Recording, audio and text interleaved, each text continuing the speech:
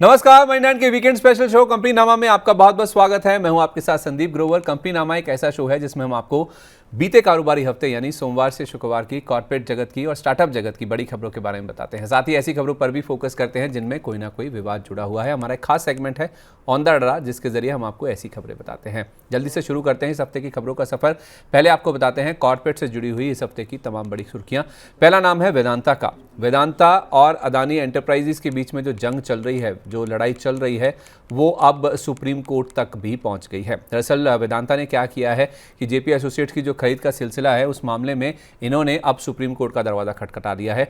NCLAT और COC यानी कि कमेटी ऑफ क्रेडिटर्स के फैसले पर रोक लगाने के लिए इनकी ओर से गुहार लगाई गई है। जेपी एसोसिएट्स को खरीदने के लिए जो बोली है वो अदानी ग्रुप से अधिक है, ये दलील वेदांता ने सुप्रीम कोर्ट में दी है, जिसके बिहाव पर ये सुप्रीम कोर्ट पहुंचे हैं। उन्होंने ये भी कहा कि कंपनी की जो बोली है वो ग्रॉस आधार पर देखें तो 3400 करोड़ और नेट प्रेजेंट वैल्यू के हिसाब से देखें तो अदानी की तुलना में 500 करोड़ रुपए ज़्यादा हैं। सीओसी ने केवल इस आधार पर कि अदानी ग्रुप का जो अपफ्रंट कैश है वो 6000 करोड़ रुपए है और उनकी जो पेमेंट है वो जल्दी आ जाएगी एज कम्पेयर टू वेदांता, इसलिए अदानी की जो बोली है उसको ज़्यादा तवज्जो दी थी और उसको मंजूरी भी दी थी। इन खबरों के बीच में 30 मार्च को वेदांता के शेयर में ऊपरी स्तरों से गिरावट के बाद 654 रुपये 80 पैसे पर और जेपी पावर के शेयर में शुरुआती मजबूती के बाद करीब 5% नीचे 14 रुपये 4 पैसे के स्तर पर कारोबार की समाप्ति देखने को मिली। अगला नाम है एमसीएक्स का, जिसके लिए एक साथ दो खराब खबरें आती हुई दिखी हैं। 13 अप्रैल से ब्रेंट क्रूड फ्यूचर्स लॉन्च करने जा रहा है एनएसई, ये पहली खबर थी और एनएसई ने जो एनर्जी डेरिवेटिव सेगमेंट है, जो पोर्टफोलियो है, उसको विस्तार किया है, जिसके तहत ये जो लॉन्च है वो किया जाएगा। दूसरी खबर ये थी कि सेबी ने जो एग्री कमोडिटीज पर सस्पेंशन है उसको और एक्सटेंड कर दिया है। 5वीं बार ऐसा हुआ है जब एग्री कमोडिटीज पर सस्पेंशन को एक्सटेंशन दी गई है। मार्च 2027 तक एग्री कमोडिटीज की जो ट्रेडिंग है वो सस्पेंड रहेगी, ऐसा सेबी की ओर से बयान निकल के सामने आया। एमसीएक्स में 2095 पर अहम सपोर्ट है, उससे पहले कोई सपोर्ट नहीं है और फ्रेश खरीदारी ना करें और है आपके पास तो निकल जाइए, ऐसा बीएनके सिक्योरिटीज के हेड ऑफ रिसर्च रचित खंडेलवाल जी का मानना है। 30 मार्च को जब ये खबरें आई तो एमसीएक्स का शेयर पहले हाफ की कमजोरी से उभरा और करीब आधा % नीचे ये शेयर 2389 रुपये 40 पैसे के स्तर पर जाकर सेटल होता हुआ नजर आया। समान कैपिटल के अधिग्रहण का रास्ता साफ हो गया है। जी हां, आईएचसी की ओर से अधिग्रहण के लिए जो सभी अहम मंजूरियां हैं वो मिल चुकी हैं। 8,850 करोड़ रुपए के आसपास की ये डील है, जिसके तहत आईएचसी को इस कंपनी का 63.3% हिस्सा मिलने जा रहा है।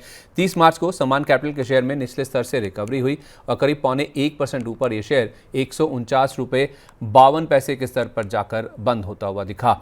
दूसरी खबर ये थी कि सब्सिडरी एवनीर के जरिए आईएचसी ने 41.5% हिस्सा खरीद लिया है। प्रेफरेंशियल अलॉटमेंट के जरिए 5,652 करोड़ रुपए का निवेश किया गया है और वारंट्स के जरिए जो अगली किस्त है वो अगले 18 महीने में पूरी की जाएगी, जो कि 3,198 करोड़ रुपए की है।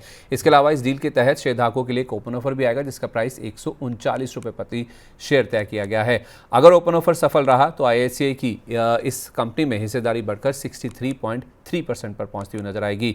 Lakshmi Shree investment and securities के head of research Anshul Jain ji मानते हैं कि शेयर का स्ट्रक्चर कमजोर है। इस शेयर को अगर आप अवॉइड करें इस डील के बावजूद तो आपके लिए ज्यादा बेटर रहेगा। 1 अप्रैल को समान कैपिटल का शेयर 156 रुपये 57 पैसे का हाई लगाकर फिसला और साड़ी बैरट गवाकर 2% नीचे 146 रुपये 66 पैसे के स्तर पर जाकर सेटल होता हुआ दिखा। अगला नाम है एटर्नल का। एटर्नल ने ग्लोबल स्तर पर एक नई पहल की शुरुआत की है। मुंबई एयरपोर्ट के T2 टर्मिनल पर ब्लिंकिट की सेवाएं इन्होंने लॉन्च कर दी है। क्विक कॉमर्स सेगमेंट में ग्लोबल स्तर पर यह पहली बार हुआ है जब किसी कंपनी की ओर से ये पहल की गई है। ट्रेवलर्स के लिए स्पेशली क्यूरेटेड एक सेवा शुरू की गई है, जिसमें 2500 से ज़्यादा प्रोडक्ट्स की जो ऑर्डर है उसको कंपनी की ओर से मंजूरी दी गई, यानी कि इतने प्रोडक्ट्स की जो ट्रेवलर्स हैं वो इमीडिएट बेसिस पर ऑर्डर कर सकते हैं और वो मंगवा सकते हैं। 1 अप्रैल को एटर्नल के शेयर में इसी खबर के चलते 2 दिन की गिरावट का सिलसिला रुका और ये शेयर 4% तक का उछाल दिखा रहा था और करीब 3.25% ऊपर 236 रुपये 52 पैसे के स्तर पर जाकर सेटल होता हुआ नजर आया। सीईओ के पद को लेकर इंडिगो ने एक बड़ा फैसला लिया है। उसके साथ साथ ब्रेंट क्रूड के जो प्राइजेस गिरे थे इस हफ्ते, उसका भी इंपैक्ट शेयर पर देखने को मिला। ब्रेंट के जो भाव हैं वो $100 के नीचे फिसल गए थे, जिस वजह से शेयर 10% तक भागता हुआ नजर आया। दूसरी खबर ये थी कि इस कंपनी ने विलियम वॉल्श को सीईओ के पद के लिए नियुक्त किया है। आपको बता दें कि ब्रिटिश एयरवेज के पूर्व चीफ हैं विलियम वॉल्श, और 3 अगस्त से वो पदभार संभालेंगे। फिलहाल वो आयटा के डायरेक्टर जनरल हैं और उनका पदभार 31 जुलाई को खत्म हो रहा है। तो 2 दिन का ब्रेक लेकर 3 अगस्त से वो कंपनी के साथ सीईओ के पद पर जुड़ जाएंगे, और इसी वजह से शेयर में हमने देखा काफी अच्छा एक्शन बनता हुआ दिखा। 4250 पार होने तक अंशुल जैन जी मानते हैं कि इस शेयर से आपको दूर रहना चाहिए अगर आप एक ट्रेडर हैं। 1 अप्रैल को इंडिगो के शेयर में 7.25% तक का उछाल देखने को मिला और कारोबार की क्लोजिंग करीब 6% ऊपर 4180 रुपये 80 पैसे के स्तर पर जाकर देखने को मिली।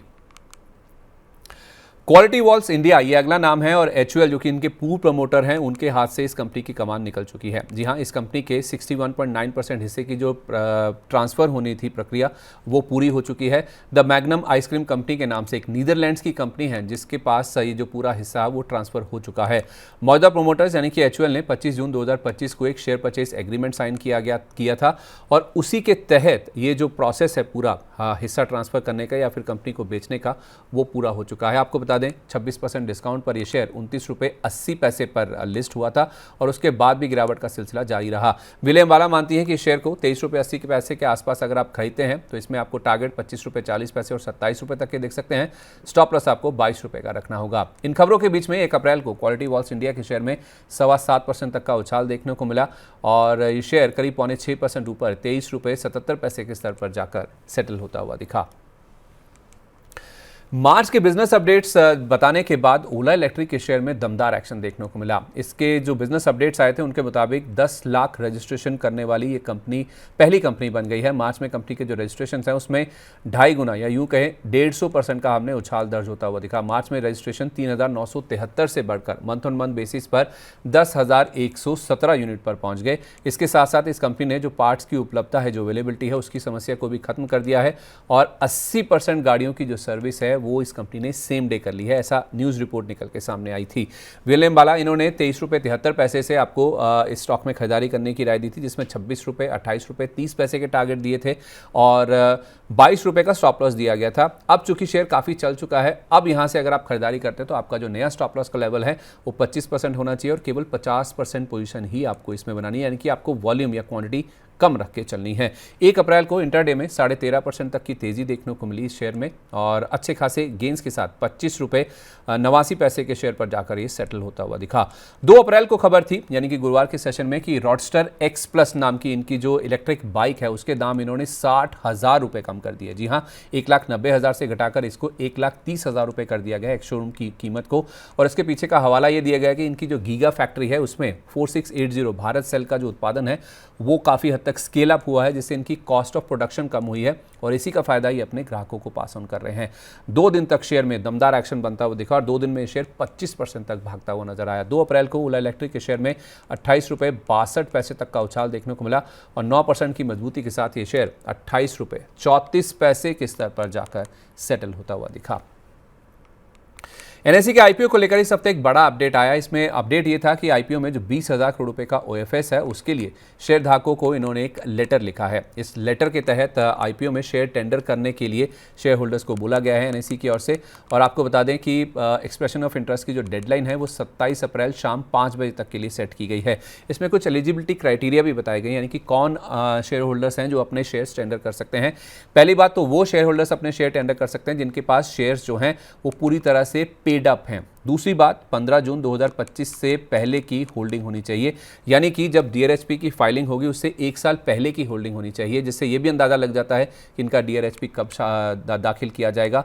और बेचने वाले शेयर होल्डर्स के लिए एक और अहम बात है, वो ये कि इन्वेस्टर्स के तौर पर वो आईपीओ में शेयर नहीं खरीद सकते, यानी कि एक तरफ शेयर को टेंडर कर दें और दूसरी तरफ आईपीओ में अप्लाई करके दोबारा खरीद ले, ये नहीं हो सकता। तो इन चीज़ों का आपको ध्यान रखना होगा अगर आप एनएसई के शेयर होल्डर हैं और ओएफएस के जरिए अपने शेयर टेंडर करना चाहते हैं। एनएसई का फ्रेश इशू नहीं है, जो मौजूदा इन्वेस्टर्स हैं, जो मौजूदा निवेशक हैं, जो शेयर होल्डर्स हैं, उनको ही अपने शेयर बेचने होंगे। तो इसी वजह से ये पूरी प्रक्रिया एनएसई की ओर से शुरू की गई है। 1 अप्रैल को इसके दम पर बीएसई का शेयर जो कि लिस्टेड है उसमें करीब 7% की मजबूती के साथ 2867 रुपये 60 पैसे के स्तर पर, और आईएफसीआई जो कि एनएसई में इनडायरेक्ट होल्डिंग रखता है उसके शेयर में करीब 9% की मजबूती के साथ 52 रुपये 11 पैसे के स्तर पर कारोबार का अंत होता हुआ दिखा।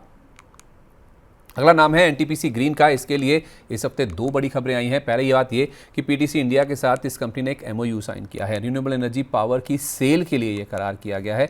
और दूसरी खबर ये थी कि इनकी सब्सिडरी ने सेकी यानी कि solar energy corporation of India के साथ एक जीएपीए यानी कि ग्रीन अमोनिया परचेज एग्रीमेंट किया है।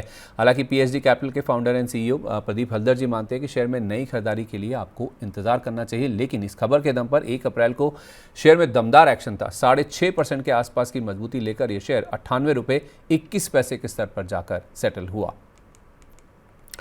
भारतीय एयरटेल ने एनबीएफसी के बाद अपनी जो डिजिटल इंफ्रास्ट्रक्चर कंपनी है उसके ऊपर फोकस बढ़ाया है। दरअसल हुआ क्या है, इन्होंने अपनी जो सब्सिडरी है नेक्स्ट्रा नाम की उसमें फ्रेश पूंजी निवेश किया है और ये पूंजी निवेश किया गया है $1 अरब का। आपको याद होगा एनबीएफसी कारोबार में इन्होंने 20,000 करोड़ रुपए का निवेश किया था। अब डिजिटल इंफ्रास्ट्रक्चर फुटप्रिंट को स्केल अप करने के लिए $1 बिलियन का निवेश अपनी सब्सिडरी नेक्स्ट्रा में भी किया गया है। एआई लेड और क्लाउड सर्विसेज की बढ़ती मांग को देखते हुए यह फैसला किया गया है। अविनाश गोरक्षकर जी का मानना है कि 15 से 18 महीने का अगर आपका नजरिया है तो एसआईपी के जरिए धीरे धीरे आपको हर गिरावट पर स्टॉक में निवेश करना चाहिए।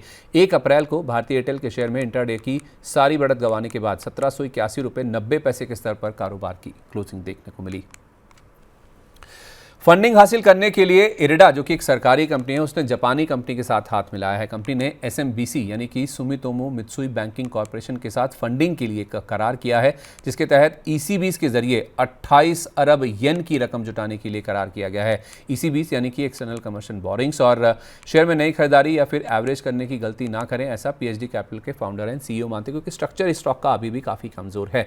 1 अप्रैल को इन खबरों के दम पर इरिडा के शेयर में अच्छा बाउंस था। 4.5% की मजबूती के साथ ये शेयर 113 रुपये 76 पैसे पर जाकर सेटल होता हुआ दिखा। रेन इंडस्ट्रीज ने एक अहम प्रोजेक्ट पूरा किया है और उसका असर इसके स्टॉक पर इस हफ्ते देखने को मिला भी है। इनकी सब्सिडरी ने जीजीटी के साथ मिलकर एक ग्रेफाइट प्रोजेक्ट पूरा कर लिया है। रेन कार्बन कनाडा के नाम से इनकी ये सब्सिडरी कंपनी है जिसने ये प्रोजेक्ट पूरा किया है। ईवी बैटरी सप्लाई चेन के लिए ये प्रोजेक्ट है जिसको पूरा किया गया। और इस प्रोजेक्ट की आपको एक डिटेल बताएं तो ओंटारियो सरकार के समर्थन वाला ये कैनेडियन डॉलर $20.5 लाख का प्रोजेक्ट है जिसको कंपनी की ओर से पूरा किया गया है। इसका असर इस तरह से हुआ कि 1 अप्रैल को रेन इंडस्ट्रीज के शेयर में करीब 8% की मजबूती के साथ 114 रुपये 88 पैसे के स्तर पर कारोबार का अंत हुआ। आरबीएल बैंक के लिए एक अहम मंजूरी आई है और एमिरेट्स एनबीडी के साथ इनकी जो डील है उसके लिए इनको आरबीआई से अहम मंजूरी मिल गई है। डील का खुलासा करने के लिए इनकी एक बोर्ड बैठक भी हुई है और अक्टूबर 2025 में एमिरेट्स एनबीडीज के साथ इनकी डील हुई थी जिसकी घोषणा हुई थी। उस समय ये घोषणा हुई थी कि 26,850 करोड़ रुपए की रकम में बैंक का 60% हिस्सा एमिरेट्स एनबीडी की ओर से खरीदा जाएगा। एमिरेट्स एनबीडी 280 रुपये प्रति शेयर के भाव पर प्रेफरेंशियल अलॉटमेंट के जरिए ये निवेश करेगा और 278 के ऊपर अगर स्टॉक बना रहता है तो बीएनके सिक्योरिटीज़ के हेड ऑफ रिसर्च रचित खंडेलवाल जी मानते हैं कि यह शेयर आपको शायद 330 रुपये तक भी जाता हुआ नजर आ सकता है। 2 अप्रैल को यानी कि गुरुवार के सेशन में आरबीएल बैंक के शेयर में 292 रुपये 20 पैसे का लो लगाने के बाद अच्छी खासी रिकवरी हुई और ये शेयर की क्लोजिंग हरे निशान में जाकर 301 रुपये के आसपास देखने को मिली। एचडीएफसी बैंक ने इस हफ्ते 726 रुपये 65 पैसे का 52 वीक लो टच किया और बाद में ये शेयर पलटता हुआ दिखा। दरअसल हुआ यह है कि 81 बॉन्ड्स मिस सेलिंग मामले में कर्मचारियों पर बैंक की ओर से बड़ी कार्रवाई हुई है। 81 घोटाले के 12 आरोपियों की एक तो सैलरी की जो बढ़ोतरी है, जो इंक्रीमेंट है, उसके ऊपर रोक लगा दी गई है, एक न्यूज़ रिपोर्ट के हवाले से निकल के सामने आया। और दूसरी बात, जो इंक्रीमेंट रुका है उसके साथ साथ इनके जो ईसॉप्स हैं उनको भी बैंक की ओर से कैंसिल कर दिया गया है। दरअसल ये मामला इस तरह से है कि एनआरआई ग्राहकों को गलत तरीके से 81 बॉन्ड्स बेचने का आरोप लगा था इन कर्मचारियों के ऊपर और क्रेडिट स्विस के डूबने से इन बॉन्ड्स में जो निवेशकों का पैसा लगा था वो भी पूरी तरह से डूब गया। अब इसमें हुआ क्या कि बैंकिंग व्यवस्था और बैंकों पर निवेशकों के भरोसे पर गंभीर सवाल उठते हुए नजर आए थे। बीएनके सिक्योरिटीज़ के हेड ऑफ रिसर्च रचित खंडेलवाल जी मानते हैं कि इस शेयर में आपको 648 से पहले खरीदारी नहीं करनी चाहिए। हालांकि 2 अप्रैल यानी कि गुरुवार के सेशन में एचडीएफसी बैंक के शेयर में 52 वीक लो लगाकर अच्छी खासी रिकवरी हुई और शेयर हरे निशान में जाकर करीब 1.25% ऊपर 751 रुपये के आसपास जाकर सेटल होता हुआ दिखा।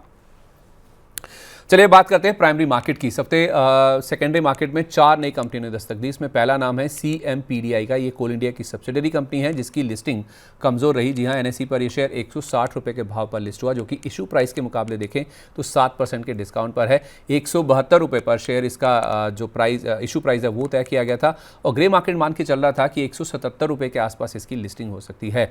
कुल मिलाकर ये 1 गुना के आसपास सब्सक्राइब हुआ था, जिसके जरिए इस कंपनी ने 1842 करोड़ रुपये की रकम जुटाई है। फ्रेश इशू नहीं था, यानी कि कंपनी के पास रकम नहीं आई है, केवल मौजूदा निवेशकों के पास ये रकम पहुंचती हुई दिखी है। 30 मार्च को लिस्टिंग के बाद शेयर ने 156 रुपये 50 पैसे का लो और 168 रुपये 70 पैसे का हाई छुआ और क्लोजिंग करीब 10.5% नीचे 154 रुपये 6 पैसे के स्तर पर जाकर हुई। दूसरा नाम है अमीर चंद जगदीश कुमार एक्सपोर्ट्स का। इसकी लिस्टिंग भी कमजोर रही। क्यों? क्योंकि ये शेयर 200 रुपये के भाव पर खुला NSE के पोर्टल पर। इशू प्राइस से करीब 5.6% डिस्काउंट पर लिस्टिंग हुई, क्योंकि इशू प्राइस ही 212 रुपये प्रति शेयर था। ग्रे मार्केट मान के चल रहा था कि प्रीमियम के साथ 216 रुपये 75 पैसे पर लिस्टिंग हो सकती है। इशू को रिस्पॉन्स भी ठीक ठाक मिला था। 3.25 गुना के आसपास ही सब्सक्राइब हुआ था, जिसमें NII का हिस्सा सबसे ज़्यादा सब्सक्राइब हुआ था। इसके जरिए कंपनी ने 440 करोड़ रुपये की रकम जुटाई है। फ्रेश इशू था पूरी तरह से, OFS का इसमें कोई पार्ट नहीं था और 2 अप्रैल को लिस्टिंग के बाद 200 रुपये का इसने हाई छुआ, 180 रुपये का लो छुआ और इशू प्राइस से 15% नीचे 180 रुपये पर कारोबार की क्लोजिंग हुई, जो कि 200 रुपये के ओपनिंग प्राइस से देखें तो 10% के लोअर सर्किट पर थी। अगला नाम है साई पेरेंटेरल्स का। इसकी लिस्टिंग अच्छी रही। अच्छी इसलिए रही क्योंकि 400 रुपये के भाव पर ये NSE पर खुला, 2% प्रीमियम के साथ ही सही, क्योंकि 392 रुपये का इशू प्राइस था। ग्रे मार्केट मान के चल रहा था फ्लैट लिस्टिंग होगी 392 रुपये पर, किसी भी तरह का कोई बदलाव नहीं होगा, लेकिन अच्छे खासे प्रीमियम के साथ लिस्टिंग हुई और कुल मिला के देखें तो 1 गुना के आसपास ये IPO भी सब्सक्राइब हुआ था। IPO से इस कंपनी ने 408.79 करोड़ रुपये की रकम जुटाई है। फ्रेश इशू 285 करोड़ का था और करीब 124 करोड़ रुपये के आसपास की रकम OFS के जरिए मौजूदा निवेशकों को पहुंची है।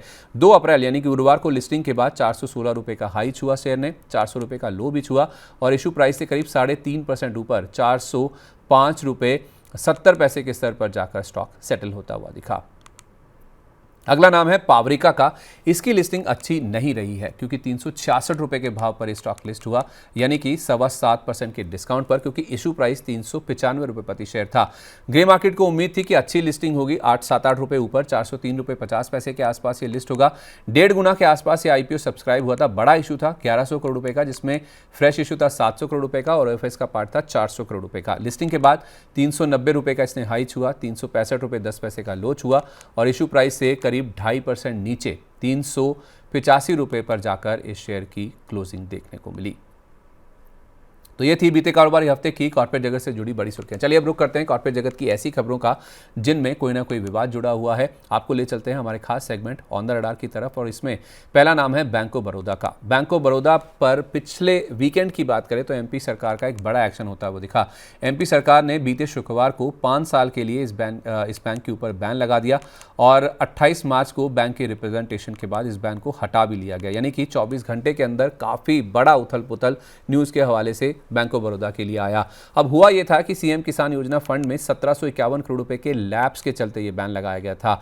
राज्य सरकार ने गलत ट्रेजरी हेड को चिन्हित किया है। 1751 करोड़ रुपए जो जमा किए गए थे उस वजह से जो गलत ट्रेजरी हेड है उसको चिन्हित किया गया है। VLM बाला मानती है कि 254 के आसपास इसमें खरीदारी करने का काफ़ी अच्छा मौका है। ये शेयर आपको 300 से 350 रुपये तक जाता हुआ दिख सकता है अगर आप इसमें 6 महीने के आसपास का होल्डिंग पीरियड लेके चलते हैं। इन खबरों के दम पर 30 मार्च को जब बाजार खुला तो उस दिन बैंक ऑफ बड़ौदा के शेयर में करीब 5% की गिरावट के साथ 247 रुपये 60 पैसे के स्तर पर कारोबार की क्लोजिंग हुई।